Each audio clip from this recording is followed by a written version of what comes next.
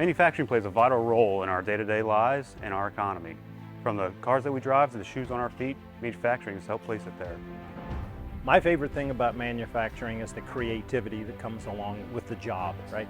So with manufacturing, we're all about efficiencies, we're all about productivity, we're all about automation. And being able to develop these automated solutions is what makes the job so exciting.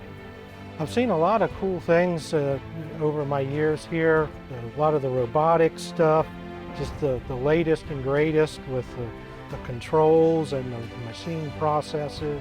It's really just been amazing to watch it progress over time and see where we're at today.